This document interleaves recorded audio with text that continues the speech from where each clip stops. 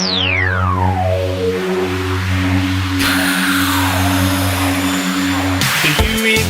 when we were friends in the 80s? In the 80s. Do you remember when we was friends back then? It was acceptable then. Those 40 years have gone so fast. Now we're two old cunts making a podcast, just talking about when we were friends in the 80s. In the 80s. Remembering when we were young in the 80s. Right. Yeah, I'm alright, you alright? I'm all right.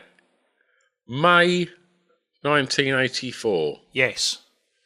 We have got a lot of sponsors this month. Also, before we get into that, it feels like ages since we recorded. Is it because we went early last month and it's late this month? We weren't that early last month, Weren't we? were we? I thought we just about got it in on time. Well, it's the Have 20th. we missed a month?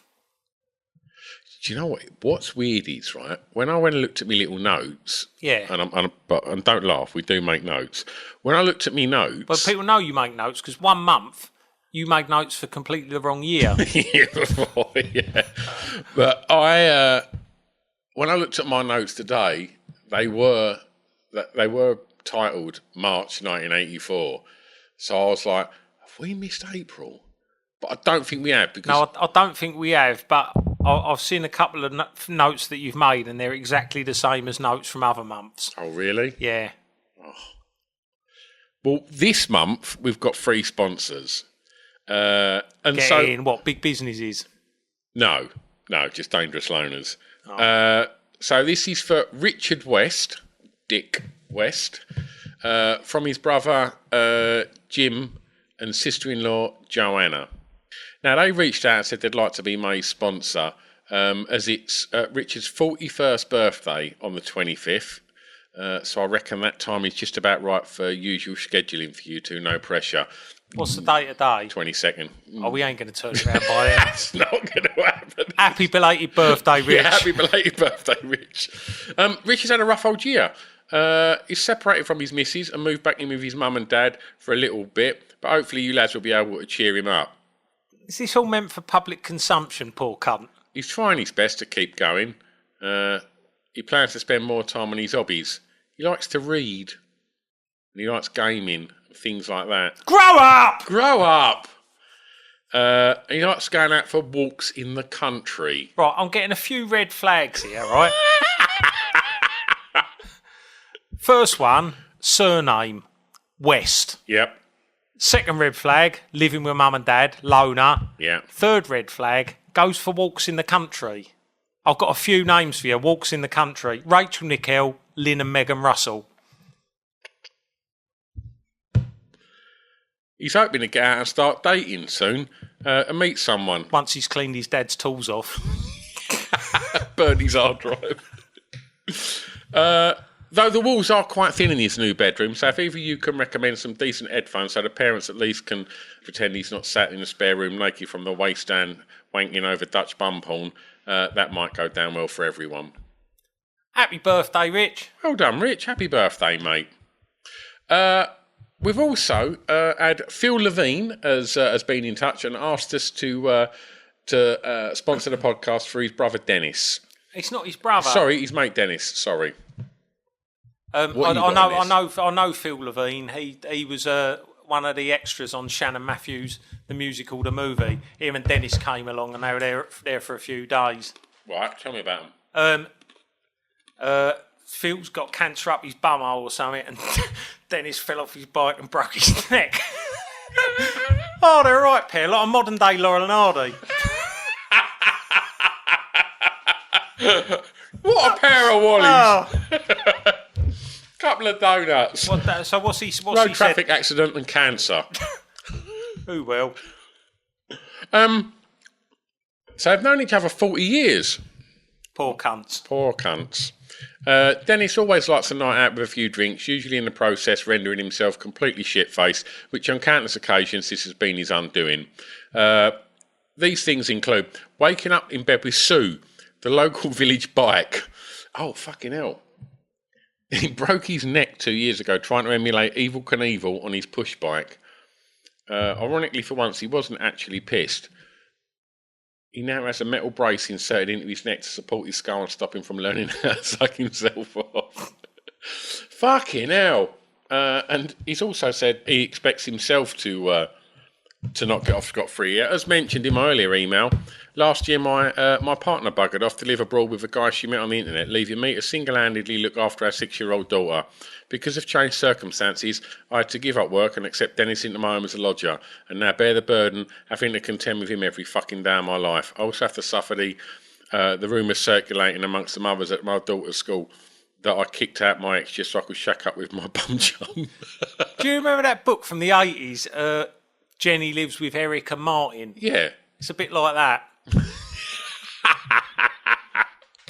Fucking hell. Jenny lives with Dennis and Philip.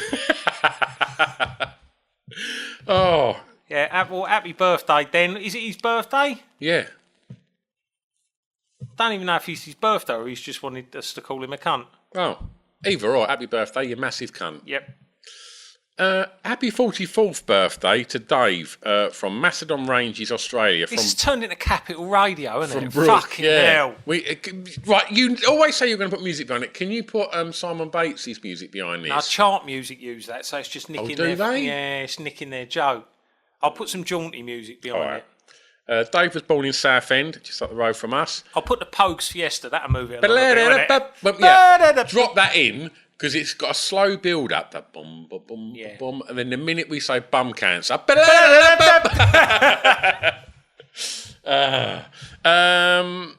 He's a music anorak and an old raver. He especially loves 80s post-punk, 90s indie, breakbeat and drum and bass. And of course, he's a big fan of Kunt. Dave can be a grumpy old cunt, a bit like Victor Meldrew from One Foot in the Grave. However, Cheer up, Dave. Cheer up, Dave. However, he loves cute little animals like guinea pigs and rabbits. Hello. In a Richard Gere way. And he's now the proud owner of a 4-year-old chihuahua called Charlie. Dave loves Charlie, but they have a complicated relationship. Lastly, Dave still likes his wife's tits. I mean, he has to say that, doesn't he? Because you should probably listen to this. But, I mean, when he says he likes his wife's tits, does he prefer them to someone else's tits? I think there's a spelling error there. I think it's like Dave still has to like his wife's tits. Yeah. Because it's his wife. Yeah. I mean, like, he can like them, but does he like them more than someone else's tits? I don't believe that. Other people's tits are going to be better than his wife's, in his opinion, but he's just not allowed to say it. Like, he prefers them to, like, Twiglets. Yeah. Yeah. Marmite. Yeah. Yeah. I'm not being funny. If Linda Lasardi is just strolling past his patio doors... No, Dave's not interested. And he's just going to look at his wife's tits he's just and have going to a look wank. at his wife's tits and go, I'm not even interested in them. I really fancy you and your tits. Come on, let's go upstairs and stick a chihuahua up my arsehole. Happy birthday, Dave. Right. If you want to sponsor the podcast, drop us a little message on the socials, and it's 99 quid, and then pennies go in the pot to make this podcast happen. Films? Yeah. What you got first? Right. Well, I wouldn't say I've done some research, but the first film I've got is Spinal Tap. What? Spinal Tap. That wasn't a movie phone. Well, no, because Movie Phone gives you a factually inaccurate account of the films that are out this month, but Movie Web gives you a factually accurate account of the films that are out this month. Can do a quick callback before we go on to that. What? That when we first mentioned Bad News, Yeah. and we weren't sure what come first, Spinal Tap or Bad News, Yeah. Bad News come first. Oh, really? Yeah. When was Bad News? About 6 months ago, because we spoke about it. Oh, really? Yeah. But then again, it would be quicker to turn around a TV programme than it would be a feature film. So there's Correct. every chance that they're being filmed at the same time. I mean, they're both fucking brilliant, so who cares? Yeah. Right. Tell me about what you've been researching. I watched Spinal Tap earlier on. You watched it? Yeah, I watched it. Because the thing is, I've got brain like fucking scrambled eggs, so I can never remember what the best bits of something are unless I've seen it recently. Busy day? Well, I did have a busy day because I spent 2 hours watching Spinal Tap and the rest of it doing, looking up music and stuff for this. Yeah. Yeah. How was it? Yeah, it was good. It's really good, isn't it? Yeah, it's really good. It was just as good as I remembered, all the bits. When did you last see it? Probably about 10 years ago. Yeah. It's just really fucking well done, isn't it? And it's funny. It's just really fucking funny. And there's loads of good bits as well. And they're all bits that you just think, could totally imagine someone that was in bands or me was in bands, if not me, or people in my band saying stuff like that. Yeah, because they're prats, aren't they? They're fucking prats, but they don't realise they are, and it's excellent. Yeah. I like the bit with the amp. It's just so fucking well done, isn't it? Is there... It's so unself-aware. Do you think there is a musician, apart from Mike Rutherford and Tony Banks, that isn't a prat? Yeah, I think there's lots. Yeah? Yeah. Chrissy Boy from Madness. In his days, do you not think he ever said anything that you just think prat? No, I mean he's gone a bit conspiracy theorist, hasn't he? Now, but no, not back in the day. I wouldn't have said Lee from Madness was, but I don't think many of Madness were prats. Maybe Chaz Smash was, but I don't think he was at the start. Do you think you was a prat when you was in bands before you done? No, I wasn't a prat. Do you think I was a prat then? I know what it was. Were you a prat? Yes. I know you were a prat, but I don't think I was. I weren't even the biggest prat in my band. I was in a band with Gel. Yeah, but when you're pratting about, that don't make you a prat. But even when I was in a serious band, I think I was a prat. Yeah, but you see, I think you're more likely to be a prat in a serious band than in a comedy band, aren't you?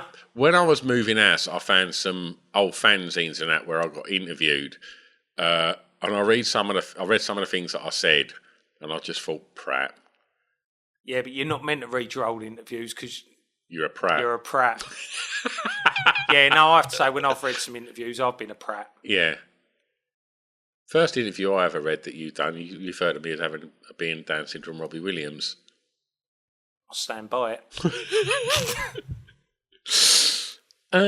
What other films you got? Can I just say one more time how good Spinal Tap is? Yeah, it's cracking. I would imagine most people that are listening to this podcast have seen it, but if you ain't, do yourself a favour. It's fucking good. There was one that I didn't know anything about called The Natural with Robert Redford, film about baseball. I didn't look out any further because I just got no interest in baseball. Just get to the good films. 16 Candles. Yes. That's one that you used to have a wank over back in the day. Yes, I did. You always used to sit and having a wank over 80s feel-good films, didn't you? 4 cans of Foster's and a packet of peanuts and a video. 4 cans of Foster's, 16 candles and 1 hard-on.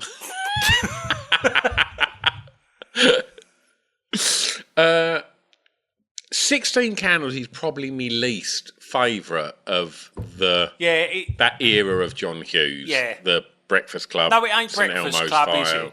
And yeah, I mean it ain't up with fucking like Weird Science and Ferris Bueller's and National Lampoons and yeah. It's weird. I quite fancied Molly Ringwald. Yeah, I know. But you're meant to, aren't you? Yeah, yeah. But that makes you a nonce now. Really? Yeah. Jesus. If you still fancy her, you're a nonce. Is she not older than us? No, she's just about to turn 16, you pedo. Like fucking Prince Andrew. Good point. What's your favourite John Hughes film? Oh, that's a tough one. Don't know. Really. Probably Breakfast Club. But you know, like there's nothing the matter with Home Alone. Home Alone's up there. He's good, isn't it? It's fucking brilliant. But I like all them fucking ones. Yeah, because they're all fucking great. Yeah. What would you say then? Probably Home Alone.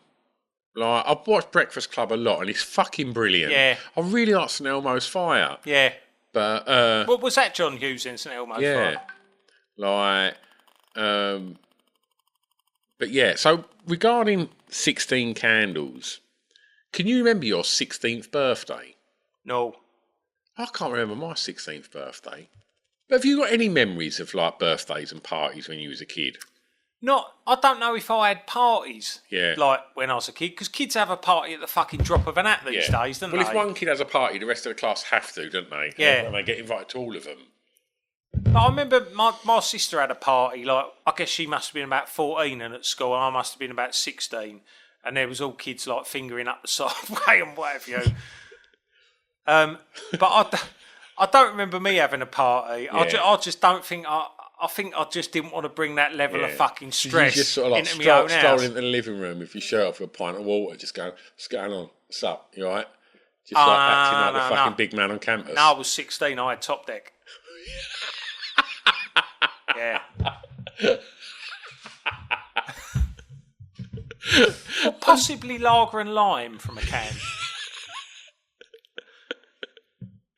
What's that sound? Your cat, mate? No, Never you mind. I think I just stayed out of the way because there was a couple of kids in my sister's year, 'cause she was 2 years younger, were bullying me. I said to him, one day you'll have a jacket like this. Oh dear. Who are the fucking Christians, mate?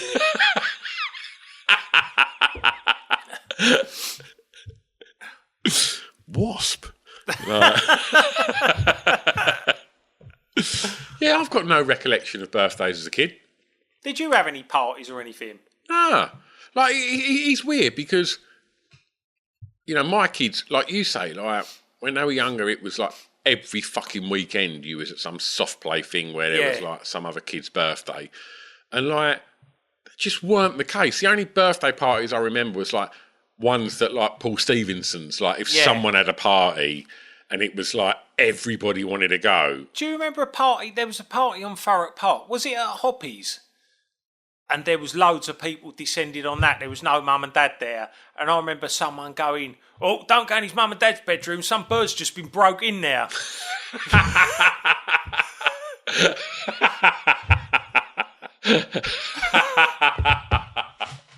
I remember that.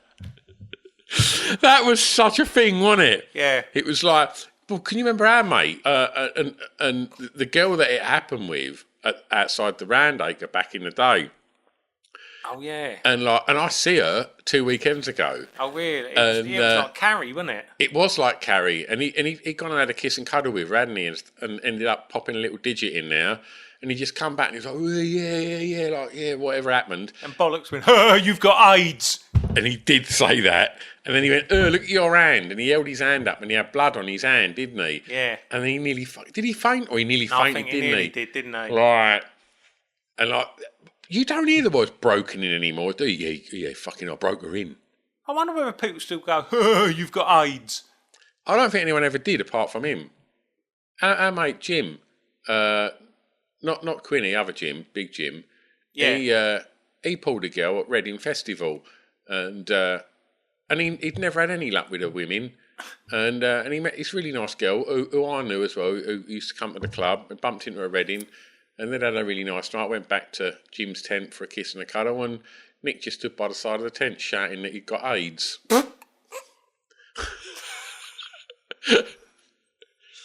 He's an acquired taste, isn't he? Mixed reviews. Firestarter. Did you see that? No, what the fucking hell was that? It's what's her name? Drew Barrymore when she was obviously very young. Yeah, still. I saw that. Yeah, and I remember always wanting to see that when I was young, Yeah. thinking like, well, that looks like the Poltergeist or something really fucking scary. Yeah, I remember that. I definitely fucking saw that. Yeah. Making fires was fun, wasn't it? Yeah. Like, I remember we spoke about the bonfire on the estate, haven't we? I don't think I was there then. Didn't you genie some matches and throw them in a bush or something? No, that was the one by the bonbon. Yeah.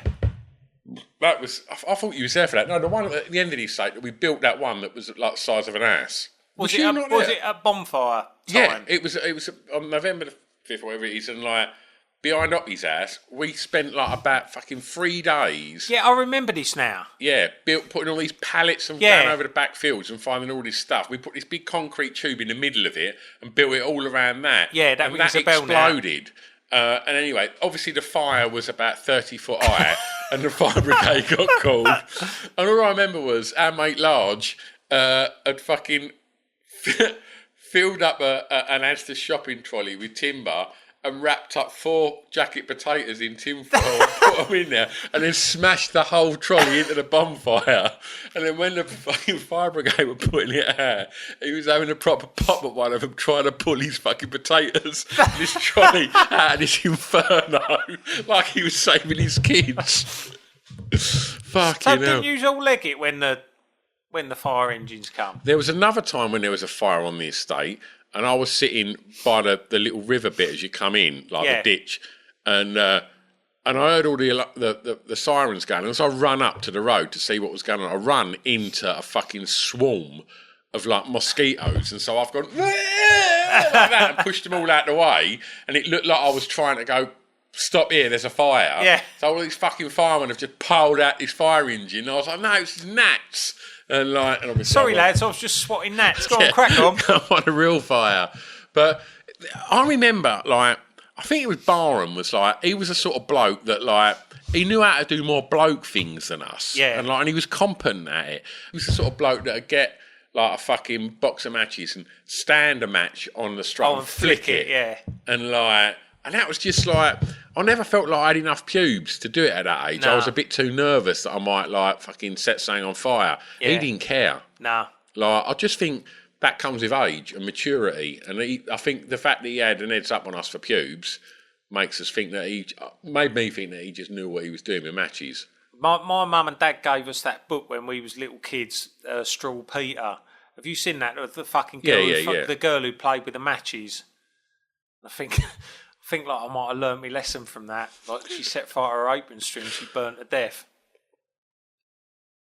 Got anything else? Star Trek. Star Trek? Yeah. They didn't have Star Trek. The Search for Spock. I think I might have gone to see that at the cinema. I went to the cinema to see that. There was a big load of hype about that. Did we go and see that at the cinema together? If we did... Would it have been at the State or the Thames side? Definitely State. Like, but do you not think, like... I don't ever remember leaving the cinema early, but I reckon I might have for that. No, you never. You would never have left the cinema early. Because I just think Star... Oh, here we go. Yeah. Trek. Oh, yeah. Is there going to be lasers and, like, cool monsters? No. There's going to be dialogue. You've got to think about it. Boring. Would you have been bothered if they wouldn't have found Spock?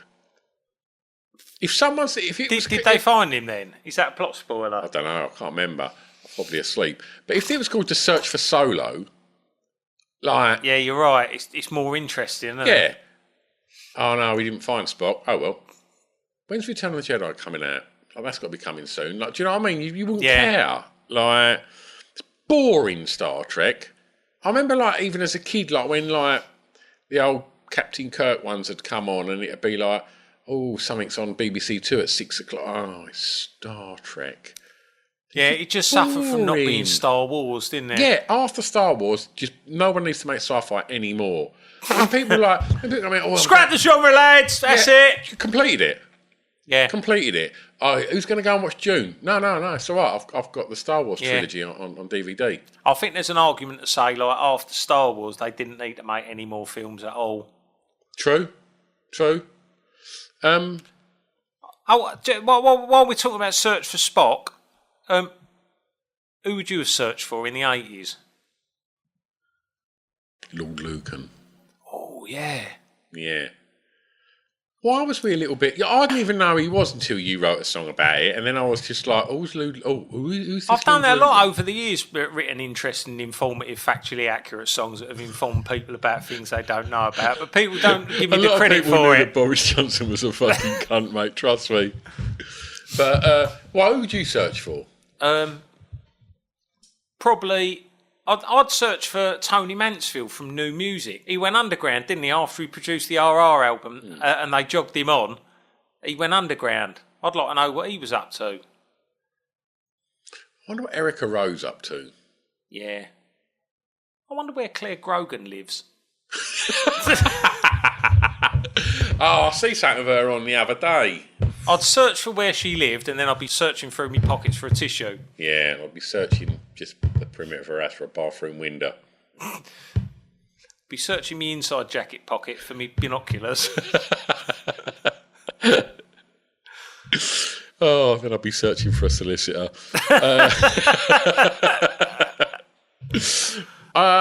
Have you got some more films? Yeah, I've got another bona fide film. Oh, right. Wow, go on. Indiana Jones and the Temple of Doom. Yeah. Oh, that's at the top of my list. Oh, is it? Why didn't I mention that? I ain't got much to say about it because I haven't watched it for like fucking 30 years. Have you, do you remember anything about it? What I remember about it the first time I saw it was it weren't Raiders of the Lost Ark. And it just, for some reason, the third one I thought was all right. Yeah. But I just couldn't get into Temple of Doom. What do you think that was? Don't know. I went and had a little Google earlier on. Right. And because, Pat Roach is in all the films. Yes. He's in each one from the trilogy, isn't he? And he even plays a couple of parts, doesn't he, in one of them. And in this one, he's like... He's doing brown face, isn't he? Yeah, he's got some makeup on, hasn't he? He's got the beard, hasn't he? But he's got a bit of brown face. He's playing like an Indian... like guard or something, isn't he? Yeah, and has a proper tear-up with Harrison Ford, though, doesn't he? Yeah. Sorry, Indiana Jones. Yeah, as a proper tear-up, and he's on like a conveyor belt, isn't he? And Indiana Jones is going towards the big kind of whirring thing that crushes the rocks at the end of the conveyor belt. And then Roach accidentally gets because he's wearing like this fucking Indian costume, and he with like one of them big ridiculous sashes, belts around the middle of it, and it gets caught in the machine, doesn't it? And drags him in. And then sort of cuts away, and then it cuts back to the big wheel, and it just goes round, and there's just that fucking red stripe on it where it's just minced Roach. Well, ironic that Roach got cubed. Yeah. Something he would be very familiar. I bet he was able to advise them on the correct way that would have happened. Yeah, definitely. I mean, and Solo, I reckon, but he could probably mix it, couldn't he? More than anyone on Star Trek. Like, I reckon if it come down to it, in a fight, and Solo, he'd have Kirk. Yeah. He'd have Spock. Just Spock could do things like use his brain. Oh, he'd try and do that thing on Han Solo's neck, and he'd just give him a right-hander. Do you know what? Chewie would give him a backhander. Yeah. I know where I stand with stuff like that. You ain't got to think about that. You know what's right and wrong, and you know what your punishment's going to be. Han Solo and Chewie, could they take everyone on the SS Enterprise? 100%. Yeah. Yeah. There's no one on that. Scotty ain't going to do anything, no, is he? None of them have got the stones to do with a dry slab. Yeah. But similarly, I don't reckon Solo would take Roach. No, of course not. So you have to suspend your disbelief a little bit. I mean, I believed a bit like if he'd have been in a leotard in his wrestling gear, and maybe like his bollocks come loose and just got caught in the crusher. Yeah. Like that could have happened, couldn't it? So I just had to think, well, maybe that's what happened. Because otherwise, he'd have probably filled in Solo, I reckon, in real life. I don't think I don't know where you put him in what sort of role, because he ain't going to fit in an X-Wing. No, he ain't. He's Gamorrean guard. Like,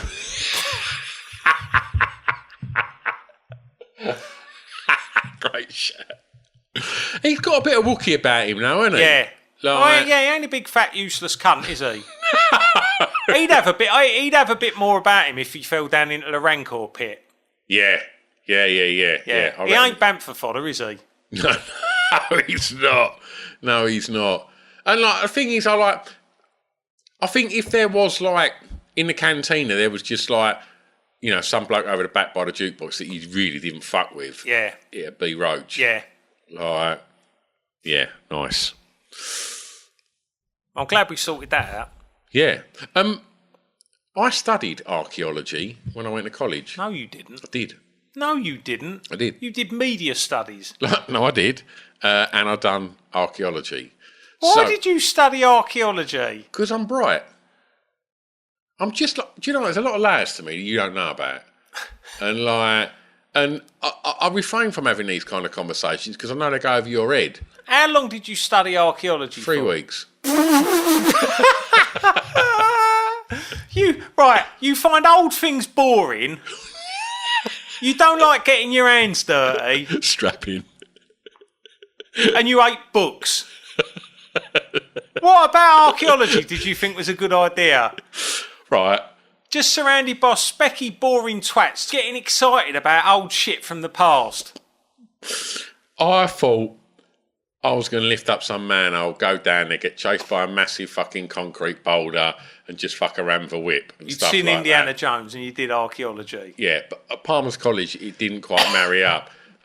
First week, they just spoke about stuff and I was really bored. And it weren't even like a course. It was like, instead of like, you had this certain free period or whatever it was where you had to do something. Yeah. So I chose archaeology.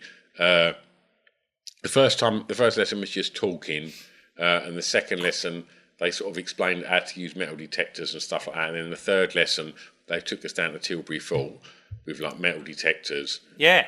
I think like literally just found like a couple of fucking cans and like got my hands dirty, and there was just people getting really excited about finding like fucking, I don't know, like an old fucking half P or something like that.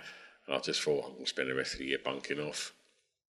So what did you switch to when you ditched archaeology? I didn't. I just like, it was one of them ones where you could just kind of get away with not going in. Yeah. And like, it's really fucking boring archaeology. So what? There was only about 6 people in the class, and the teacher had bad breath, and he's fucking. Really... Well, of course he's got bad breath. He's an archaeologist. Yeah. You ever found anything good? Found 20 quid once. Where? Like over the field by the tech college. Really? Yeah, found 20 quid. Another time I found about like £3.60, like in pound coins, and someone obviously sat down and it just fallen out of their pocket. Yeah, I found 20 quid one time, but I've never found anything like that since. And I've found a couple of wank mags over the years. Like, never one in mint condition. I'd still be at archaeology if we fucking done that. Yeah. Right, we're going to go over that lorry park, see what we can find. Get your little brush and brush the flakeages off that. What's the best thing you've found? Cash-wise, I went to the secret nuclear bunker. Shh.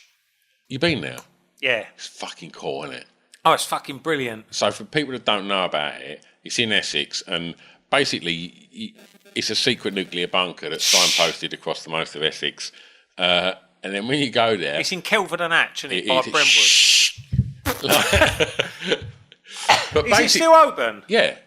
Like, and essentially it's just, from the outside, it's a house. Yeah. And then when you walk in the front of the house, you then walk down this massive slope into this humongous underground nuclear bunker that hasn't been used since probably, I imagine, the early 80s. It was like for the Cold War thing, wasn't it? And it's fucking mad. It's your fucking heaven, isn't it? It's just mannequins everywhere and just creepy as fuck. Anyway, so I had a little wander around that, and then as I left, in the there's like a little kind of tuck shop. Yeah. But there's like a thingy bowl. What do they call it? Like an honesty box. Honesty box, that's the word. Did you rob the honesty box? No. But I was going to, because like, I made myself a cup of tea and got a flapjack, and I just thought, well, I ain't fucking giving no money. I'll just fuck off. Put a quid in. Oh, there's a score there. My change. I was just thinking, there's no one here. Like, but I didn't. And so I think he come back and paid me. Because as I walked out, my brother-in-law, Matt, went, hey, tenner. And I was like, oh, you fucker. Yeah. Fucking 10 quid. And I was like, oh, tenner. And then I was like, oh, 20. And there was just like notes like floating about the floor. I think between us, we made about 50 quid. There was just like a few tenors and like a 20 and things like that. And it was like, fucking hell. Like, yeah. So that's the most I've found cash. Yeah. But finding stuff. I used to dream that, like, walking up the motorway from your house, I'd find a shoebox full of money. Treasure. Money. But it never happened. I found that picture of that. Treasure's just a pain in the arse, isn't it? Because you have to hand it in. That's how they started the archaeology lesson. It's treasure's just admin, isn't it? Oh, fuck's sake. All this fucking treasure. If I found treasure, I'd just put it back and let someone else fill all the fucking forms in. Yeah, it's just a pain in the arse, isn't it? But when I walked past the ball, me way from college, I found that photo of that woman Was it a pornographic photo? It was a pornographic photo, like an Instagram. What's the ones that they come out, like the Polaroids? Polaroid. Like, of just this, like, 80s woman with 80s tits out, just standing in her front room that a fella took. And that was in perfection with the wank mag. Like, has that gone off to charity then? Yeah. She just If I'd found that, I would still have it. Yeah. I don't know. I've still got them pictures of Lorraine Kelly on my hard drive. I still kind of, like, sometimes have moments where I think, I fucked up that, I should have kept that. Yeah. Like, because I've lived in this area for 51 years. So chances are I might bump in there at some point. Yeah. And if I did, I'd know that she was a sex person. Yeah. You could follow her home, then you could just knock on her door one day and blackmail her. Yeah, it was just her. Like, she had a dress on, like a skirt pulled up to her belly button, but just had her big old fucking Avon lady knockers, like, just hanging out. And I remember just thinking, whoa, that was better than Treasure. Yeah. There was a lot of fucking admin I filled out on my own about that. Right. Ponce or nonce? Yeah. Right, so it's a simple game. I'll tell Kunt 4 celebrities from the 80s. Now, I want to know if they're a bit poncy or if they're a bit noncy. Right, I'm going to start off first with star of Taboo, Lee Bowery. Oh. He had a lot of groundbreaking ideas, didn't he, that involved sexuality and sexualness. Pushed the barriers of it. Yeah. Would he have been pushing his Bobby's helmet against an underager's bumhole? I think not, Ponce. Bobby's helmet.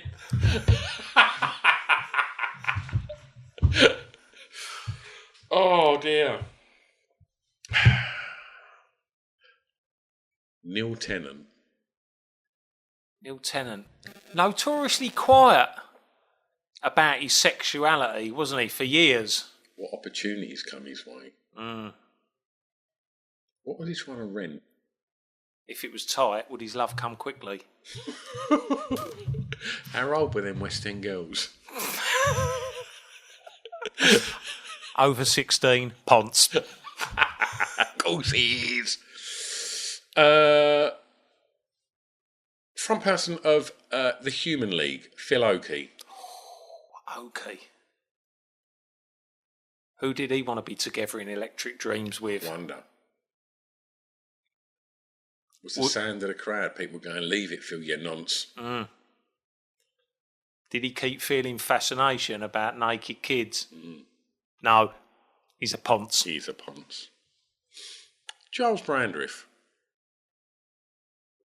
Have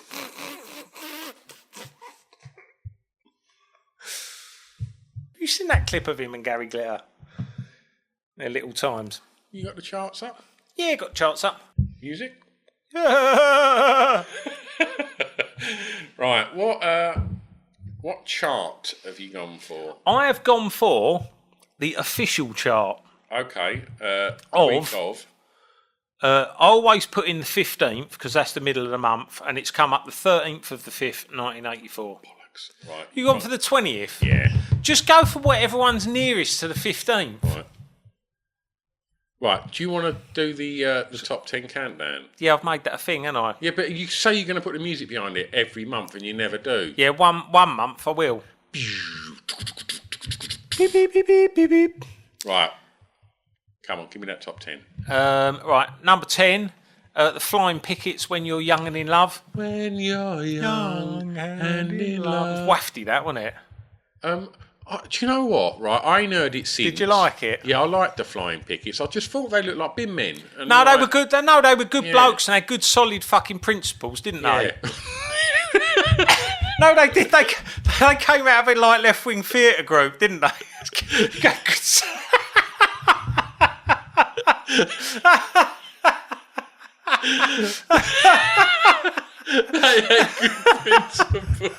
No, they did. You knew where you stood with the Flying Pickets, didn't you?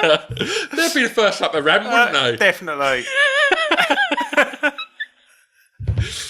Oh, yeah, I don't know, I was saying about the Flying Pickets, I just thought they just look like nice blokes. And they look like your dad's mates. Like, if one of the Flying Pickets turned up to fucking paper your wall, you wouldn't question it, would you? No. I'm a pop star, mate. Shut up. Shut up. Get on with it. Yeah. Want a cuppa?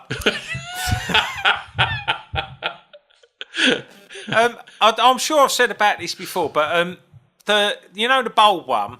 Are you going to talk about his fucking cock cock, and bollocks in his leggings I'm going to again? talk about the outline of his cock and bollocks in his leggings again.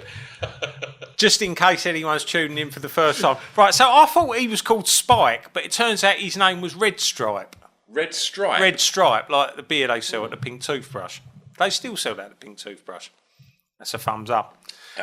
So this was about, I reckon it must have been like mid-90s, and I was going to see Terry Edwards and the Scapegoats at the Deptford Crypt, and supporting him was like, it was a weird little fucking gig because they had no bar. It was like a room under a church, and so they had no bar there, so they just set up a can bar on like pasting tables. And supporting Terry Edwards and the Scapegoats was Poets of the Machine, and it was him, the bold bloke from the Flying Pickets, Red Stripe, as I've discovered he's called, and some bird. And they had this kind of like new agey sort of electronic sort of music, as I remember, going on like in the background, and they were doing all this weird fucking poetry over it. But the whole thing was marred by the fact he had these tight leggings on and he didn't have any pants on, and so you could see the outline of his 3-card trick. Like, it was just really off-putting, because you know, obviously when someone's doing a piece of art, you do want to sort of give them a chance and listen to what they're saying, but his genitals made that impossible to concentrate on. Is he still alive? I believe so. I don't know. I couldn't definitively find out, but there was a picture of him from about, the Poets of the Machine was still going about less than 10 years ago, so I'd imagine he's still around. He looked quite a lot like the outline of his helmet. He had a bit of the Hills Have Eyes about him, didn't he? All bold blokes do, don't they? If you'd fucking quickly nipped up an alley for a piss on the way home, and as you walked out, he'd just fucking come from behind the gate. No, you'd just run off pissing yourself. You'd put your cock away still pissing and leg it. Brand Stripe. Yeah.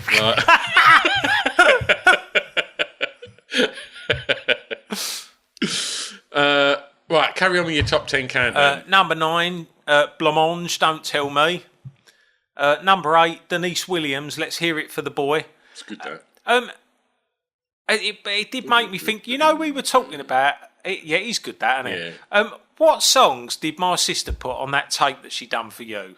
What, the Roy tape? Yeah, the Roy tape, because it was all songs with the word boy changed to Roy, when it like, Let's Hear It for the Roy. Yeah, Let's Hear It for the Roy. The Roy with a thorn in his side.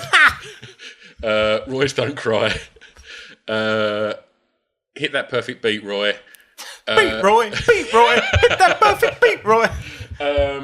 Roy's. Oh yeah, Roy's. What was the other one? Was there? I'm trying to think what other ones there were. Bad Roy's by Wham.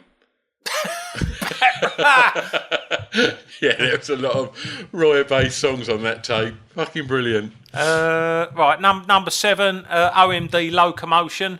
Do you like Locomotion? No. No, they've gone a bit wafty now, haven't they? They've gone a bit mid-80s, haven't they? Yeah. They pulled it back with Forever Live and Die. Oh, definitely, yeah. We never got on trains, did we? But not out of principle. No, I know, but when I think when we went to Romford dressed as sheer wank, we got the bus. We got the bus all the way to Romford. Are you sure about that?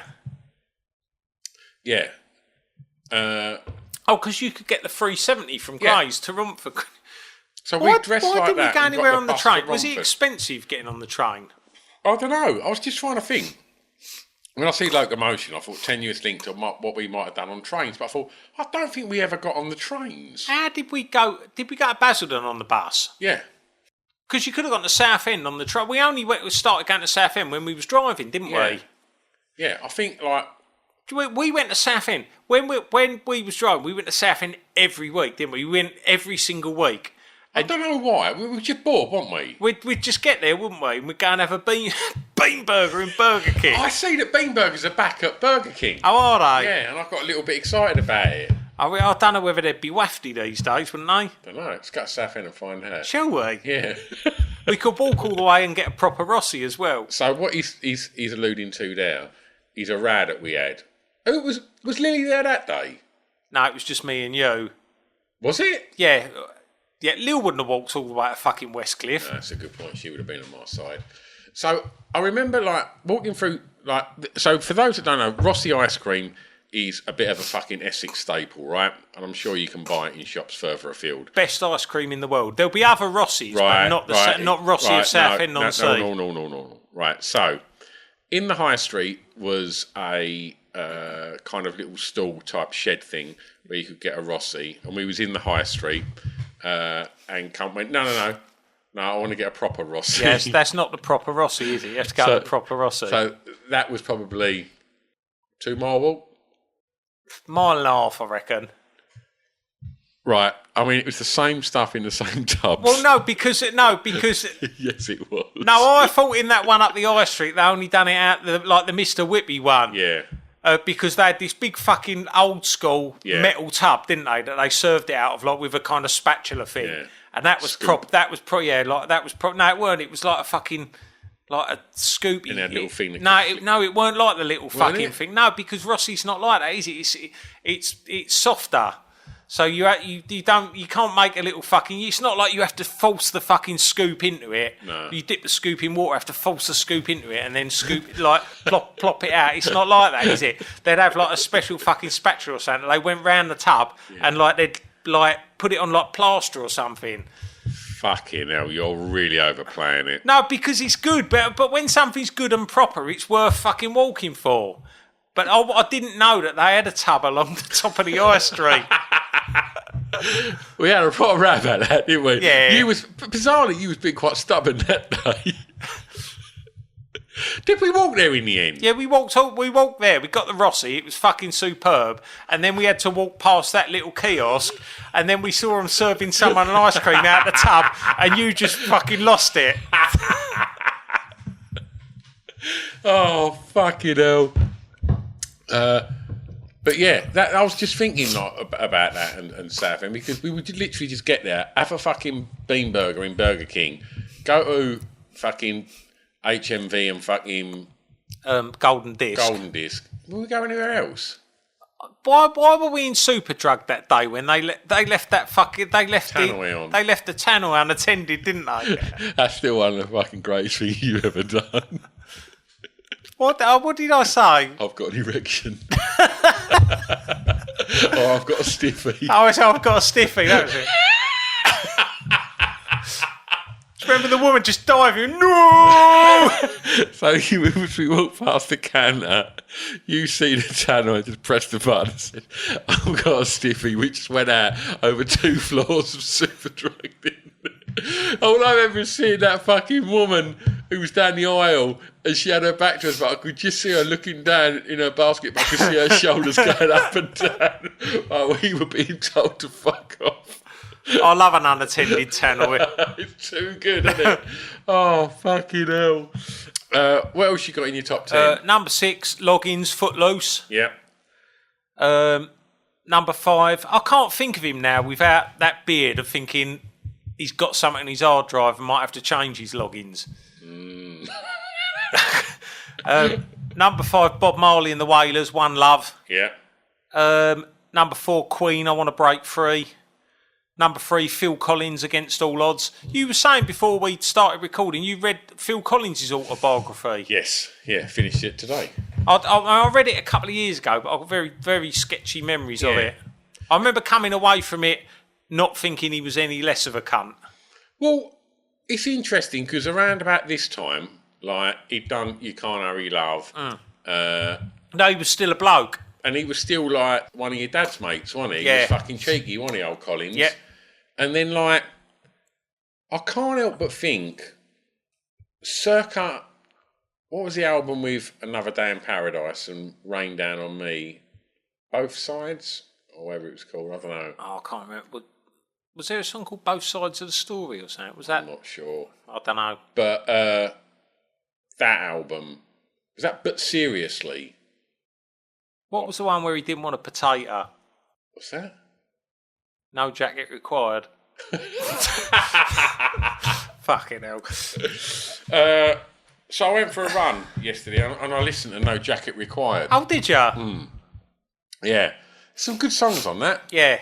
I'm not even a fan of Susudio as such. Nah. It is as fucking 80s as it gets, that song. Yeah. In every possible place. And it was... What else what are the other singles off there? One More Night. So take me home, because I don't remember. They're all quite slow, aren't they? He's in the air tonight on there. No. There is no more singles on that album.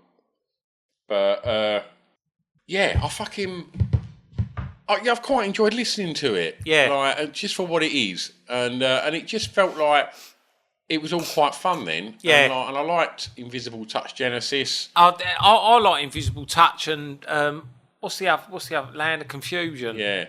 Tonight. Yeah. In Too Deep. Yeah. Good singles on that album. But then you just start, when he starts trying to justify everything he's done where he's been a cunt, yeah, you just think, oh, you're just being a cunt. Yeah. Like, I think he was just a bit of a cunt. I mean, don't beat yourself up about it. You've given him a chance. I have given him a chance. Yeah. He's had plenty of chances, Collins. He's got a lot of money. Yeah. What's the point in all that money, though, if you're curled up like a question mark and can't play your drums?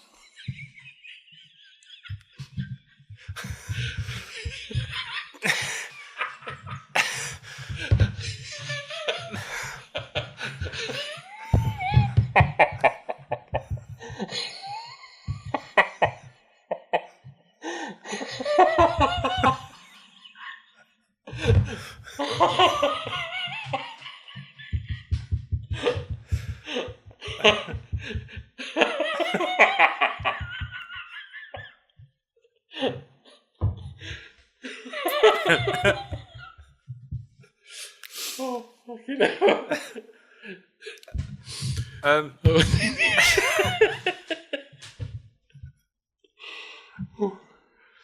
Right, number 2.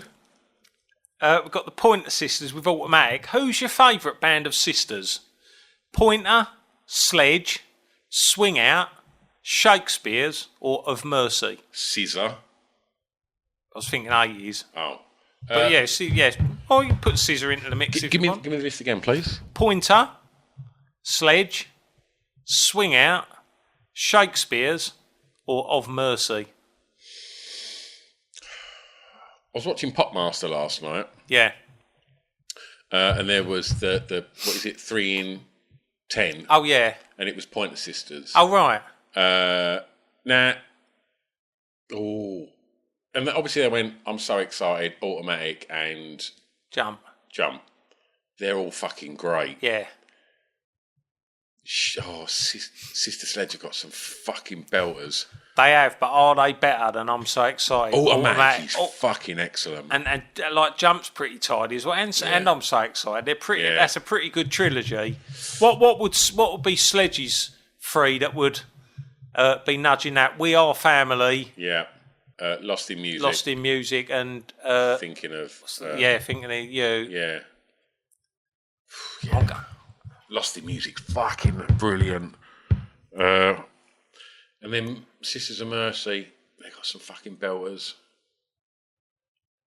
What was the other one? Swing Out. Only got one really, haven't they? They've done a cover of Judy Street, Am I the Same Girl? Oh really? Yeah. I don't know nothing about that. They're still big in Europe, Swing Out Sister. But things are better. I remember going to Germany with a youth service, like, you know, on a jolly at the concentration camp. Is that where you met that camp. bloke called Helmet? Yeah. Bloke called Helmet running a concentration camp. It's hard not to laugh. Yeah, and I remember going to a record shop in Germany, and there being this would have been like 1999 or 2000. Then being like rows of fucking who them cunts who did Brother Louie, Modern Talking. Yeah, being like rows of Modern Talking albums. You're like, but they've only had one single, but it's different in Europe. Yeah. And what was the other one, Sister? Pointer, Sledge, Swing Out, Shakespeare's, or Of Mercy? Your history. Oh, good for me. Is that the Cypress Hill thing in reverse? Yeah. Yeah. I'm going to go Pointer. Stay with... You better hope and pray. Yeah, I'm going to go Pointer. Yeah, I'll concur with that. Way to control it. It's fucking brilliant, that. Yeah. So, what was that, number 2? That was number 2, and number 1 was Flex. I listened to the album version of that today. Have you heard the album version? Because Noel Rodgers remixed the single, didn't he? Yeah. And the album version's kind of like it just takes a bit longer to get going. I love Flex. Yeah. I think it's fucking brilliant. One of the first 7 inches I ever bought. Oh, really? Yeah. Didn't have a picture sleeve. Oh, didn't it? Yeah. I hate it when they done that. Yeah, and it was like, because I wanted to see Duran Duran, because they looked great, didn't they, when you was young? They were fucking looked brilliant. Have your, like, speaking of reflexes, like, we was fucking moaning about getting old earlier. Like, do you think your reflexes are slower now? No. No, I caught a flying chopsticks earlier on. Let's put that to bed then. Any other songs that you want to talk about? I had a little look round the rest of the chart. Number 11 was Bell and the Devotions with Love Games, which I'd never ever fucking heard of, but that was the Eurovision entry because it's Eurovision time of year. Yeah. Number 12, Human League, The Lebanon. Why are you singing in a depressing voice? They're just trying to bring some issues. That's my best Phil Trying to bring some issues into pop. Right. You just literally talking about him feeling fascination for underage kids. Yeah, not feeling fascination for underage kids. I wish a synth pop band would write a song about the Israel-Gaza war. Dancing with Tears in My Eyes by Ultravox. Yeah. Did you? That's quite a sad song, that, isn't it? Yeah. When I saw the video, I just thought I was going to die. Yeah. Like, he was serious, wasn't he? He just wanted to get home, stick on his favourite tune, and give his missus one before it all went off. What? The bomb. Oh. He was hoping he went off before the bomb did. Oh, that'd be wafty, wouldn't it, being on your vinegar strokes and then the bomb goes off? Not necessarily. No! Not necessarily a sad song that put tears in your eyes, but is there any songs when you're driving that come on the radio that you could almost cry how much you hate them? Because you hate them? Yeah. That just literally just bring tears of rage. If a song comes on that I don't like, I'm very quick to turn it over. Like, before I would go into tears of rage, it would be off. Yeah. If I heard the opening to More Than Words by Extreme. Yeah, that's in my 3. Yeah, that'd be turned over. I can't think of anything that I actually don't like as much as that. It's the earnestness of it. I always put that in a bit of a Mr. Big Be With You. That's in my 3. Yeah, that's like. Oh, I bet I know the other one. 24 years of my life. I said, hey, what's going on? Is that the third one? I said, hey. Yeah, oh, fuck off.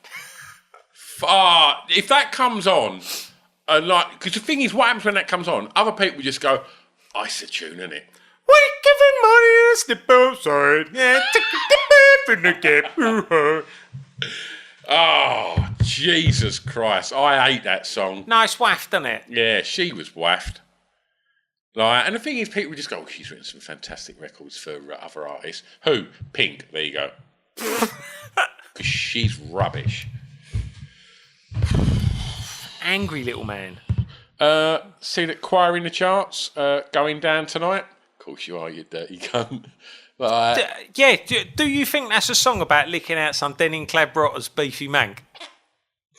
Well, I was interested in this, right, because the last thing I'd want to do with some bird who's been at a Quo gig is go down tonight.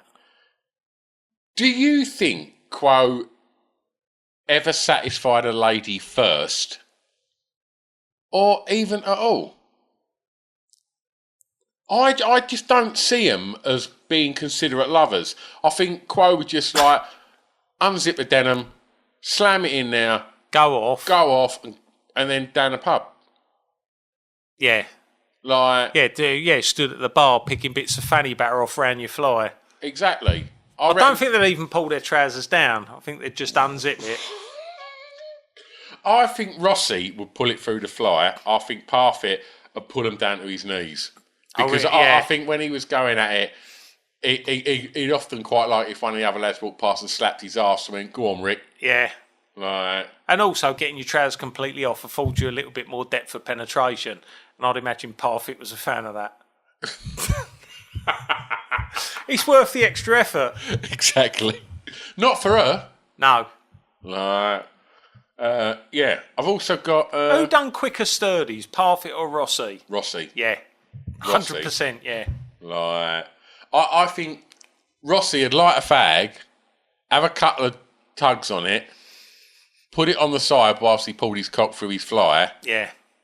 Get in there, go off, and finish the last half of his fag. Yeah, he'd stand it up next to the ashtray, wouldn't he? Parfit would sometimes still have his guitar around his neck. He'd put it round his back. Yeah. And he'd put the cigarette in the strings, wouldn't he? Yeah, definitely. Doctor? What, the quiz? Yeah. I saw the Thompson twins the other night. Tell me about that. I went to see the Thompson twins. Okay. I went to see the Thompson twins in Guildford. Right. Well, it was Tom Bailey from the Thompson twins. Yeah. And he was playing the whole of the album Into the Gap. You Take Me Up and Hold Me Now. Doctor on that. Sister of Mercy. Mm-hmm. It was all right. It's you pretty. Raise me up? No, you Take Me Up. You take me up. Whoa! Did you say that already? Yeah. Yeah. No, it was all right. Yeah, it was good. Did he come back out and play all the other hits? They done a sort of set of hits first, and then We Are Detective. They did. Yes, rubbish. It's so It's bad. really bad. But he's a prat. and you can't look back at them videos and say he's not a prat. But I do think... Does he know he's a prat? No. Howard Jones don't know he's a prat. No. Roland Orzabel don't know he's a prat. No. I would say... Kershaw knows he was a prat.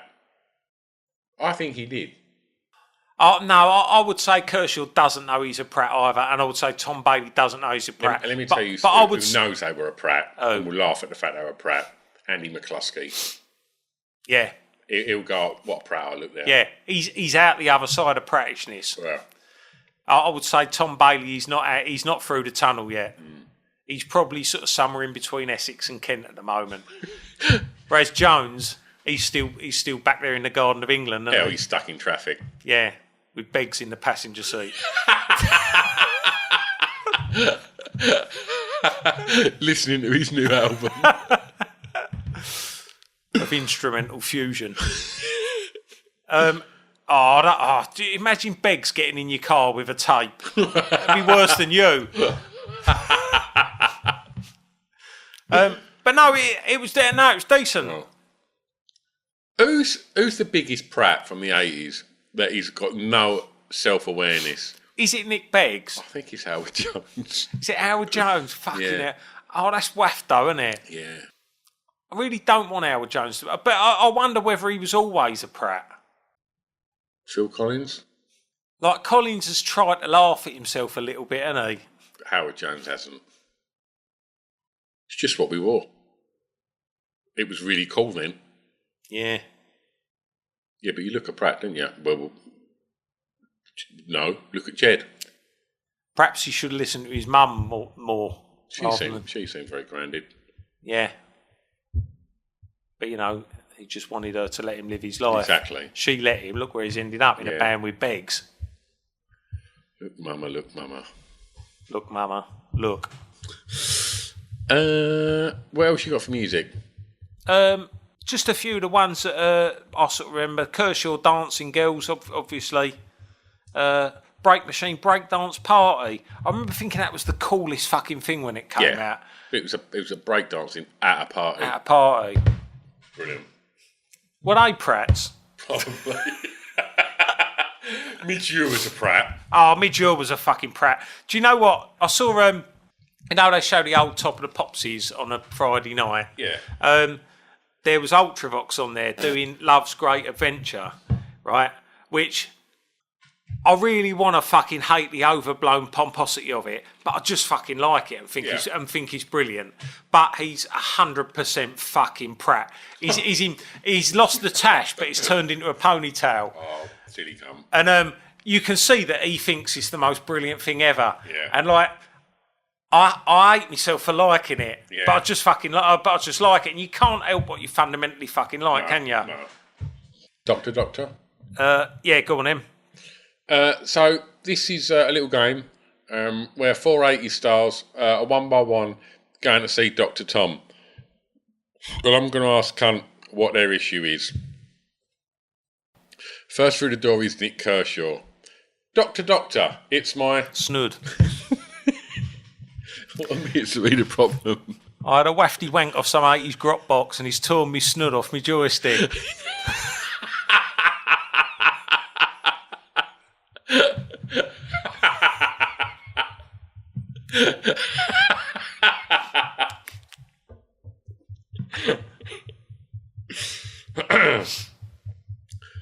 Sitting in the waiting room is Sting. He gets called through. Doctor, it's my... Jap's eye. I was out trying to save the rainforest and I was desperate for a piss, so I did one in a puddle, and I think one of them little fish with a spine swam up me piss and it's lodged in me jappers.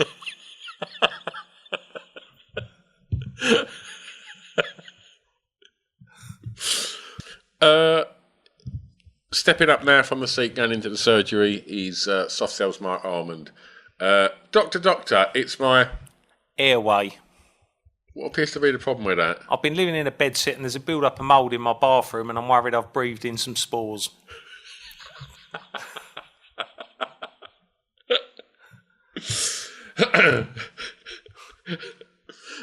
Lastly, stepping into the surgery now is Linda Lasardi, famous page 3 girl from The Sun in the 80s.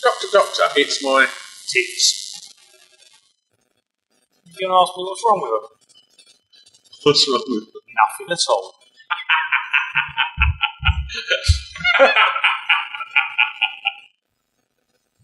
Oh, fucking hell. TV? Yeah. Sick for May, debut of the long-running light entertainment series Surprise, Surprise on ITV, presented by Cilla Black. Surprise, surprise. The unsuspected hits you between the eyes. Do you like it, Cilla Black between the eyes? I don't ever had a problem with Cilla Black. Oh, do you know? I didn't have a problem with Cilla Black until one of the blokes at football, one of the old blokes, really hated her, and he put forward a really good case down the pub one night, and it's made me really hate her. Yeah, she's all right. No, I don't think she was. I think she might have been a cunt. If you have a little Google online, right. I think she might have been a cunt. Really? Yeah. I think Johnny Parrott Senior might be right all along.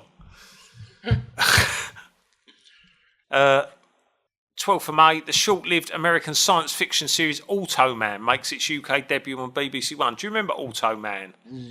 Yeah, sketchy memories of that. Automan, the automatic man, follows the adventures of a police officer and a computer programmer who's created an artificially intelligent crime-fighting computer program that generated a hologram, played by Chuck Wagner, able to leave the computer world at night and fight crime. It sounds like a precursor to RoboCop, doesn't it? Yeah. It's not going to end up well, is it? We're going to end up with AI coppers, you know that. We're going to end up with robots patrolling towns, aren't we? Because proper coppers can't keep up with all the fucking... No, but that's why we need more road coppers. More robo-coppers? No, road coppers. You need bring back, like, you know... like Sweeney. That's what you need. I really, because when we was driving up to London, road coppers were proper busy cunts. They'd pull you over. You're just trying to have a fucking joint in your car or nick a fucking fly poster off a wall because you wanted it for your bedroom. They're just busy cunts. Do you remember that time? Was you with us when we was coming back down the A13 and there was a place where they're massive fucking fly posters that used to cover the whole of a fucking hoarding. They were like fucking 6 foot by 4 foot or something. I remember there was one of them. It was an Inspiral Carpets one that I'd had my eye on for Two Worlds Collide, and we was ripping it off the wall, and it would always come off with a few layers behind it, wouldn't it? So it didn't tear it, and so we was ripping it off, and then you'd fucking roll it up and put it in your boot, and the old Bill fucking pulled us because we were stealing this fly poster. We was taking an illegal fly poster in. And they wanted to fucking do us for something, but we were nicking something that weren't meant to be put up there anyway, and so they couldn't do anything. But they felt our collar, didn't they, and fucking took all our names and that. Busy cunts. Peaks. Mike Reed's pop quiz was on. Do you remember when we got pulled over? There was like 8 of us in my Ford Escort estate going on to Trafalgar Square, and they pulled us over. And so they said, right, there's too many of you in the car. Was it 8 or 7? I think it might have been 7, actually. Because we had 2 in the front, 2 in the front, 4 in the back, and 1 in the boot. And they pulled us over and said, there's too many of you in the car. Like, 2 of you are going to have to get out and get the train to wherever you're going. I think we was going to Camden or something. So the 2 got out, and we just waited for them to go, and then just drove around Trafalgar Square and just picked them up.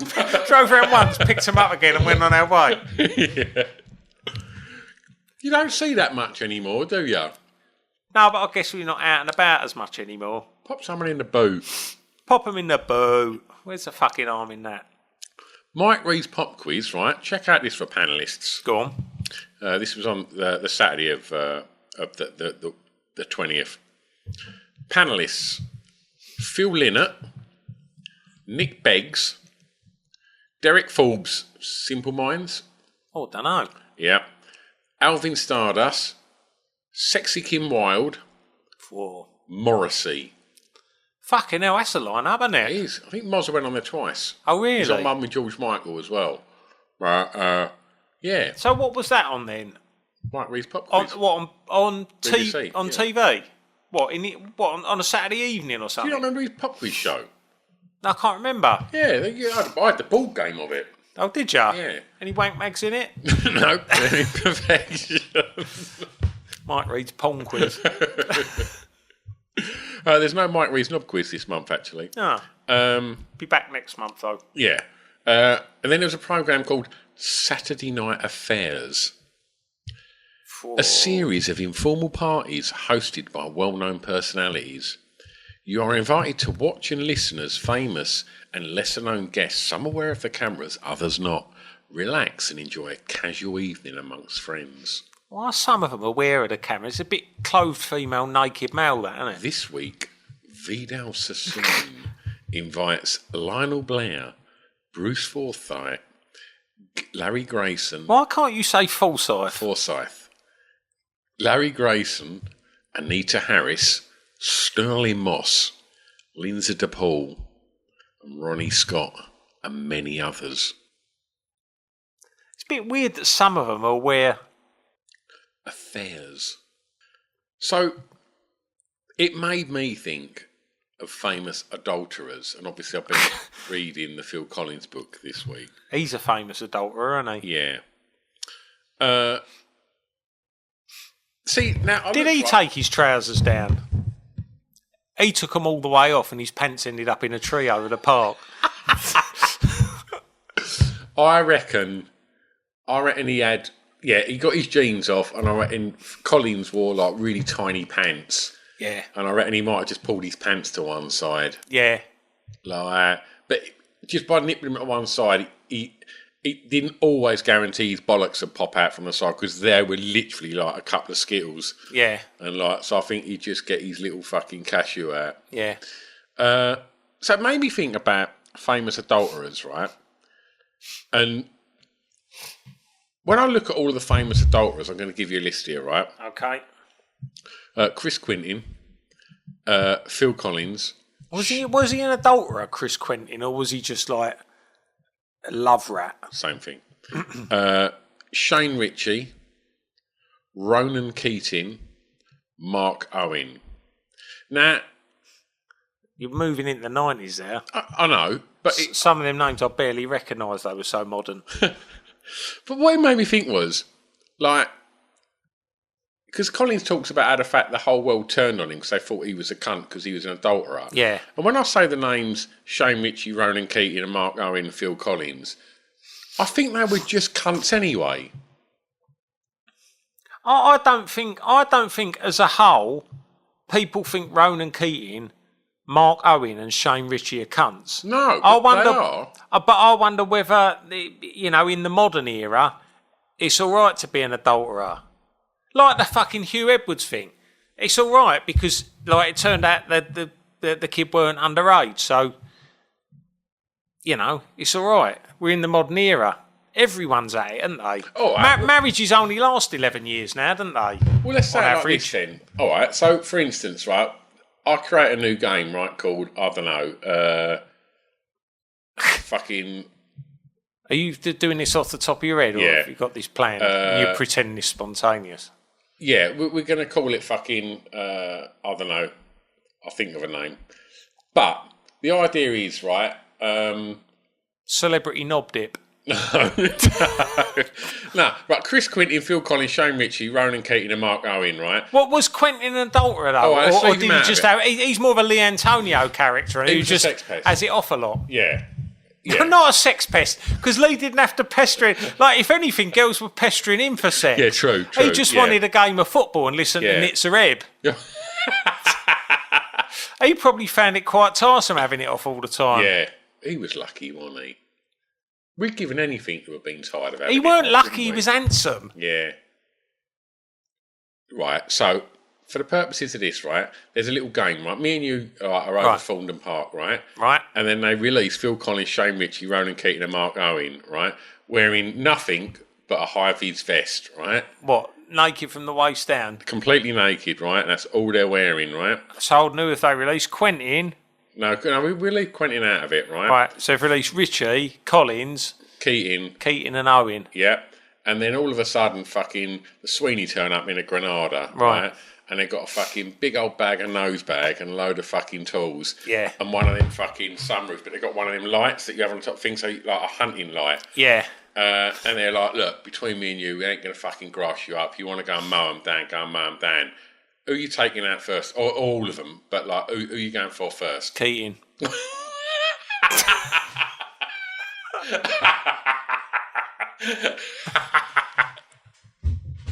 Yeah, he's a cunt, Ronan Keating, isn't he? Yeah. Like, he's so fucking cunty, and he's just like... And he's committed the worst crimes against music, hasn't he? So he's got to go first. Yeah. As long as you get him, if the others get away, you're not that bothered. No. I think if I took out Keating, I think I'd quite happily fucking sit in the halfway house and have a pint with Owen and Ritchie. No, I'm not going to sit and have a pint with them. Can you remember one of them that I've mentioned? I won't say which one. When we went to Club Art that night, and they'd put that person was at Cliff's that night, and he'd arranged by his people to come down to Club Art to the indie night afterwards, and they'd put red ropes, a little red rope VIP area for him, but that red roped area surrounded the girls' toilet door. So the girls had to walk through this red roped VIP area to get to the toilets. So what year would that have been then? I'm going to say 94 or 5. I was trying to work out which one of them it was. Mark Owen would still have been in Take That then, wouldn't he? He was way too big for it, wasn't he? Do you reckon Shane Ritchie was a seat sniffer then? I don't know. I'm not going to say who it was. But if you don't know Nolan, it don't matter. Right. Then there was a film on that night called Harry in Your Pocket. Harry in Your Pocket?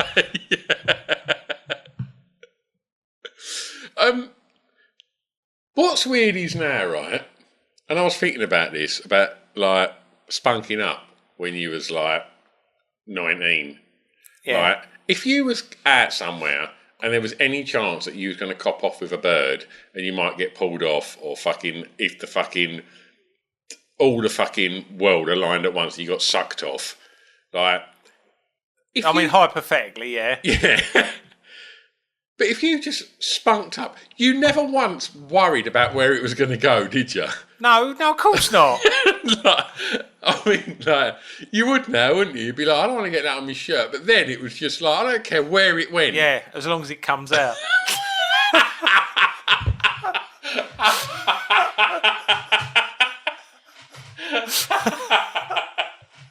Yeah, totally. Right, ITV Saturday listing starts early doors, number 73. Yeah, was that Tommy Boyd? Neil Buchanan, Sandy. That's the same thing, isn't it? Was it Gaz Top? And Arabella? Can't think what her name was. Then it was the FA Cup final, 1984. Oh, was it? Sport, yeah. It's Everton won the FA Cup final, didn't they, this year? Ah. I made some sport-based notes. Well, what you got? Well, just because in May all the football gets decided, doesn't it? So Liverpool won the League Cup, Everton won the FA Cup. Liverpool. Who was in the Everton team then? That would have been all the good ones, wouldn't it? Yeah. Who was in goal? Neville Southall. Yeah, Big Nev. Yeah. 6 o'clock. We are the Grumbleweeds. Did you like the Grumbleweeds? I remember thinking it was brilliant. Yeah. But was it just like some chicken in a basket? Yeah. Band that they were weren't they like a poor man's goodies? I don't know. Like, the Grumbleweeds. They sung songs and mucked around, and there was a little one with a beard who seemed like a bit of a laugh. Wasn't that the Grumbleweeds? No, that was a serious problem. That was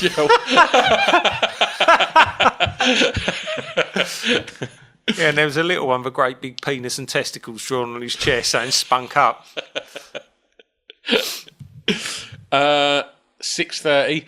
Robin, the Hooded Man. Robin of Sherwood. We discussed Clannad last week. At 7:30, just amazing. Do you know what that was? No idea. Then The Price Is Right. Do you not know what Just Amazing was? No. Sounds pretty good. 9:15, TJ Hooker. That's late, isn't it?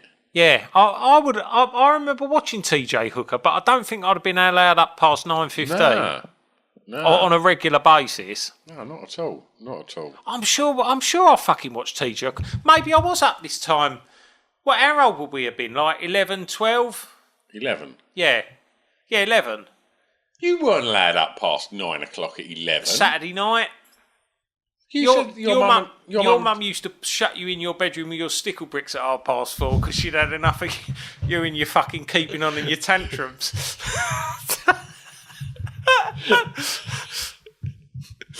Oh, fucking hell. I reckon there would have been times when I would have seen TJ Hooker. I reckon my dad and Byrne were probably up the pub, and my mum my mum and her mate Barb were keeping an eye out for them coming home, and we might have watched TJ Hooker while we were waiting for them to come home from the pub. Then they'd come home from the pub, they'd all make sandwiches, we'd have to go to bed, and they'd all watch a fucking video nasty or like the house that dripped blood or something like that. It's good times, that is. Oh, do you know what? I've had this fucking chest infection thing. I felt so fucking wank the other day, I couldn't do anything, so I thought it was COVID. But I just laid on the sofa and I watched Tales of the Unexpected all day, and it was fucking brilliant.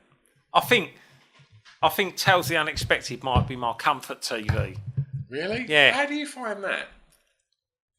What? Where is it? How do you watch that? It's on Now TV. Right. They've got like all they show it on. It's like shown on Sky Arts every now and then, but like all of them are just on Now TV. So it's on after TJ Hooker. Yeah, I'll see it earlier on in the listings. That's what made me think about it. I fucking love Tales of the Unexpected. Right. You got anything else for TV? Grumbleweeds. See, I was quite up for the Grumbleweeds. Do you remember the Barron Knights? Yeah, they always used to play up the fucking tavern, didn't they? Oh, did they? Yeah. But like they were in the charts, weren't they, in the early 80s? And I remember I had one of their singles. They were just a pastiche band, weren't they? Yeah, they were like what Weird Al Yankovic made millions out of doing. But They did like medleys, didn't they, of kind of current songs they'd changed the words. But I remember at the time thinking it was fucking brilliant. And like listening back, they're not that good. But when you're a kid, it just seems really clever. No, I've got nothing else for TV. Got a little bit of sport. Well, I've got some news. Go on, what you got in news? In May 1984, Mick Fleetwood files for bankruptcy. Oh, really? Why was Mick Fleetwood skint? Ex-wife. She was in the band, so was she skint? Probably not, though, but she's his wife, so he's got to sort her out, hasn't he? How much money must Fleetwood Mac have had? Yeah, loads. But the trouble is the record companies took it all, didn't they? The record companies and the managers and the agents and that. Right. So Fleetwood Mac probably got about fucking 8% of it or something, and all the fucking leeches took the rest. Fleetwood's got a couple of broken marriages. He's a big old unit as well. He's got a big old dong. He's probably been slopping that around here and there, hasn't he? Yeah. Good point. May the 4th, Dave Kingman, baseball player, hits a ball into the air that never comes down.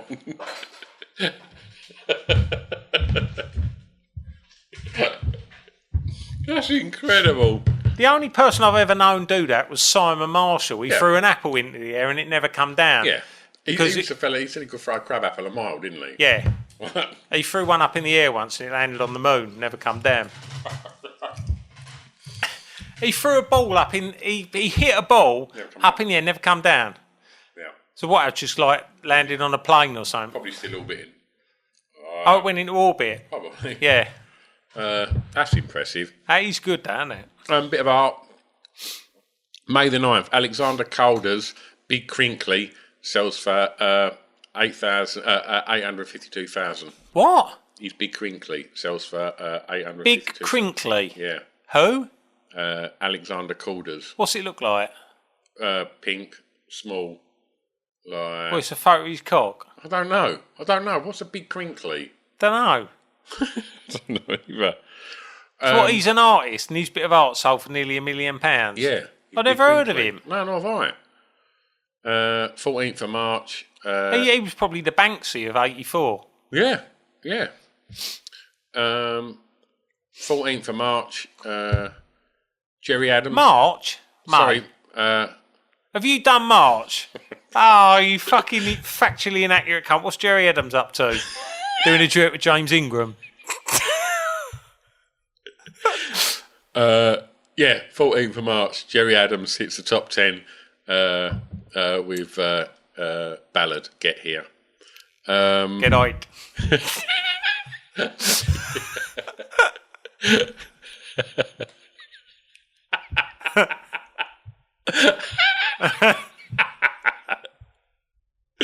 Oh, fucking hell. Right, I've got some news. It's Blake. May the 5th, Sweden win Eurovision with the Herries singing Diggy Loo Diggy Lay. Whoa. No, don't cheer it. It's 3 white trouser ponsies poncing about in white trousers. Like Bucks Fizz meets Big Fun. It's shit.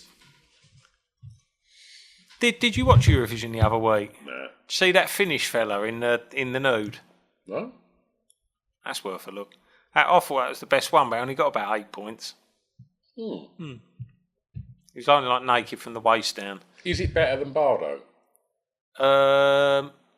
It might not be better than Bardo. It was good. It was the best one. I thought. What do I know? May the 8th, Soviet Union announces it will boycott the Los Angeles Olympics. Pretty serious. And you can't imagine anyone ever boycotting something nowadays. You'd have to wait till you got chucked out, wouldn't you?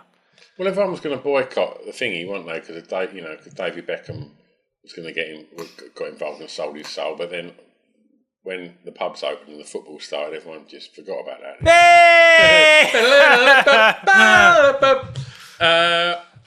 27th of May, Starlight Express opens in the Victoria Theatre in London. Oh, really? Who wrote... Was that... what's his name? That fucking rubber-faced cunt. Andrew Lloyd Webber. Was that him? I believe so. Yeah. How rubbish. A load of people on roller skates bombing around singing. Right.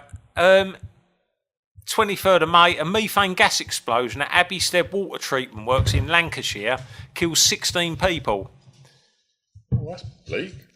I've never heard of that, have you? No. Methane gas is like a build-up of fart gas, isn't it?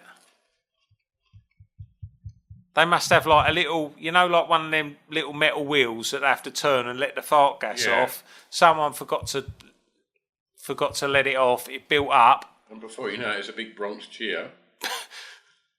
Boom, yeah. Big Bronx cheer.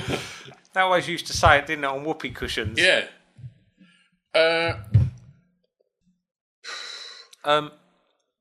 Have you got a separate sports section or not? I've really not got a lot on sport. Go on then. Upstairs, downstairs, very simple game. I asked Kunt to tell me, based on what he believes that the guests' hairs look like on their head, what he presumes is going on downstairs. So I'm going to start firstly with Alison Moyet. She looks, Alison Moyet, like she might have had quite a hairy old bifter. Bit of a mess. But appearances can sometimes be deceptive. Not in this case. It's a right old state. Beefy.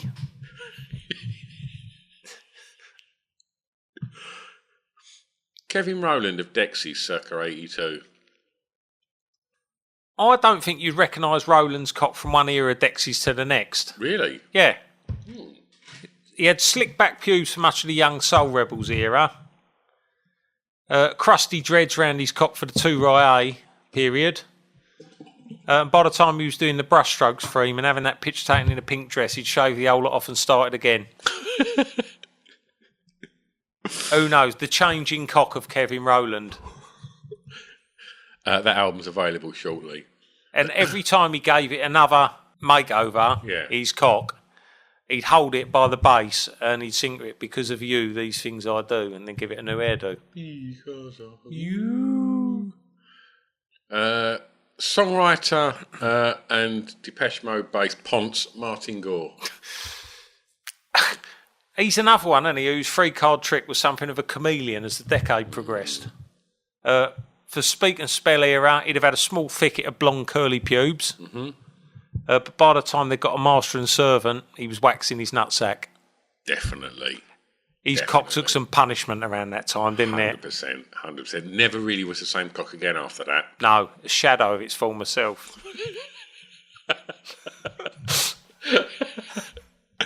And lastly... Andy Fletcher, though, he kept the same arrangement downstairs throughout the whole of... Yeah. A heavy ginger... pubes, I imagine, side parting. Yeah. Like, and sometimes for a joke at the Mute Christmas do, he'd put his glasses on it and stick a fag in the end. Yeah, absolutely. And go, look, it's on holiday. Yep. R.I.P. Andy Fletcher. And lastly, Annie Lennox. I can't think of Annie Lennox's cunt without thinking Dave Stewart.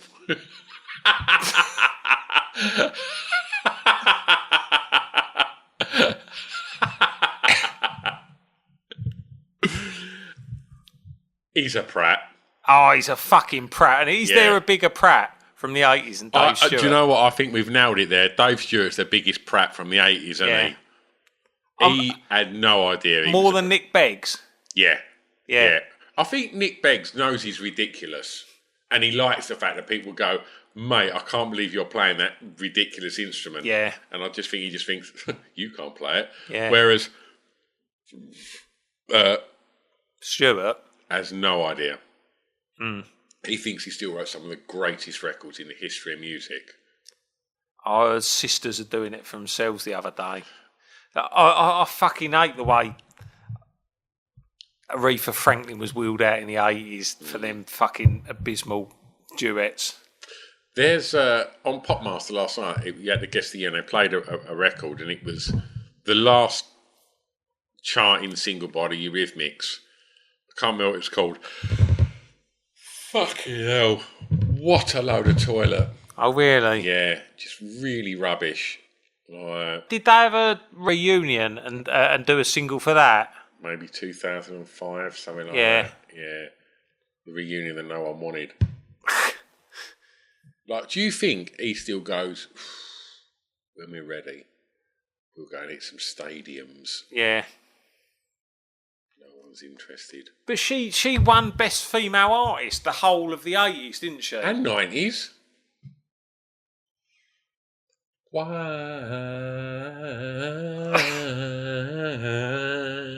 Exactly. Yeah. Yeah. Little bit of sport. I looked, and the only sport in the UK was arrows and snooker. No, it's not true because it's May. So all the football gets sorted out in May, doesn't it? You had Liverpool won the League Cup. It's got nothing about that in category March 1984 sports events in the United Kingdom. What, on Wikipedia? Yeah. Yeah. So I must have got it wrong. You looked at May though. Yeah. Right, that's why. Nothing in March. Snooker and arrows. I mean, they both begin with MA, don't they, those months? True. Yeah. True. Would you rather be tasty at arrows or snooker? Arrows. Yeah. Because there's not always a pool table. There's rarely a snooker table in a pub. Yeah. But if you go into a pub and you can throw an arrow. Yeah. And like, they're both a geezer sport now. But I think the days of the snooker clubs are disappearing, aren't they? Fellas don't really go to snooker clubs anymore, do they? Nah. I think in the 70s, you go and do your business in a snooker club. Like, if you could throw an arrow, you was an if you could fucking bit tasty of a snooker cue, you was, you was serious stuff. There's two weapons, though, on a snooker table, weren't there? There's the cue. Yeah. Or if you break it in half, it's like nunchucks. Yeah. And then there's snooker balls in a sock. Yeah, yeah. But arrows, there's just, you've got a very... Well, I guess you've got three weapons there, haven't you? Yeah, yeah. But the chances are you've got a pint glass in your hand anyway. Yeah. If someone's running away from you, what would you rather throw at them? Like an item from a snooker table or an arrow? Snooker ball. Got to be pretty accurate, though, haven't you? Probably the same with an arrow, though. Yeah. I don't know. I reckon if you hit him in the back of the head with a dart... They're going down, aren't they? Yeah. You ever been hit with a dart? Yeah, I have. Yeah, because we had a dartboard. Like, my mum bought me a dartboard when I was about 14 or something. Yeah. And it was on the before we had the extension, so it was on the bit between my bedroom and the kitchen. Yeah. It was on that little thin bit of wall, so it was wider than that bit of wall, so it sort of overlapped both doorways. And there was all fucking dots, like all around the fucking wood there. Yeah. And I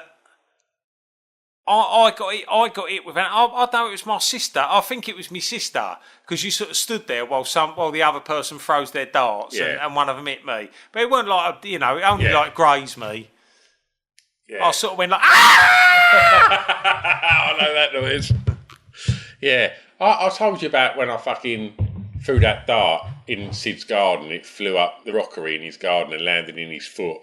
Oh, really? And he was just like, ah! And I was like, don't tell your mum. And I remember I got a dart and I stuck it in my foot if he didn't tell his mum.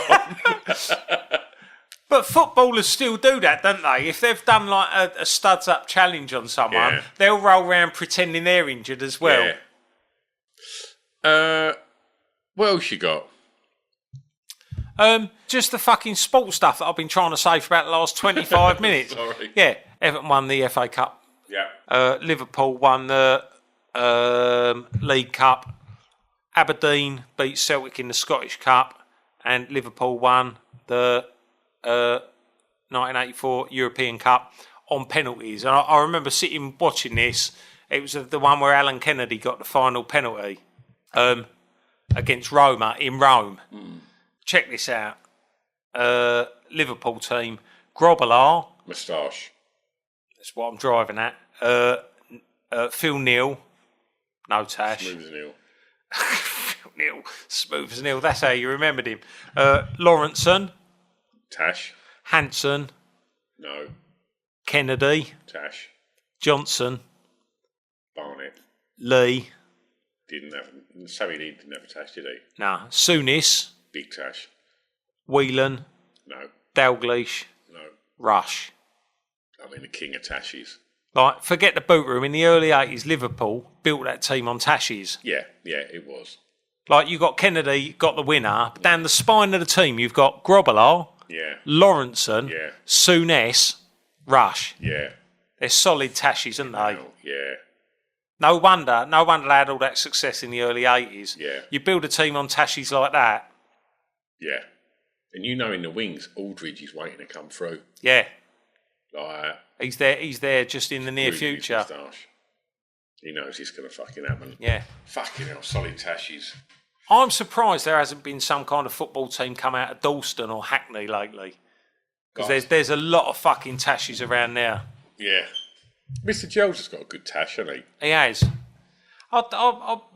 Whilst having you go down a little internet rabbit hole, I found this bloke who'd fucking murdered 2 teenage girls in America. Why did Joe make you think of that? Because it was an unsolved murder for years. Right. How do you find that off of Ian Rush? No, it was that thing about Mr. Spock, who you're looking for in the 80s. So I googled people who went missing in the 80s. I just went down a murderous rabbit hole. But one of the blokes, he'd got away with it right into the 2000s. He'd made a couple of girls go missing in America. And he got away with it right into the 2000s. And in the end, they caught him by DNA. But he's fucking mugshot, when they caught him in the 2000s, he had a big tash. And it made me think of Jill. I can't. You like when you grow a moustache, you go a bit Mickey Pierce. It's like you go a bit kind of. I mean, you're like Magnum and then some. But it don't look right. It's too thick, my moustache. Yeah. You know what big top lip mean? You're a little bit kind of. Shave a bit off the top then. Yeah, I could. You're a bit Niven. You're a bit like. Yeah, debonair. I've got to grow. The Colonel. I'll take that all day long. Yeah. I'll grow a debonair tash. Yeah. Guilty as charged. Very, very suave tash. Yeah. See, I like to think that if I shaved my beard off and just kept the tash, I'd be Magnum, but I think I'd be more Neville Southall. I don't think Southall didn't have that depth. That's more gooch. And I don't mean that bit between your bollocks and your arsehole.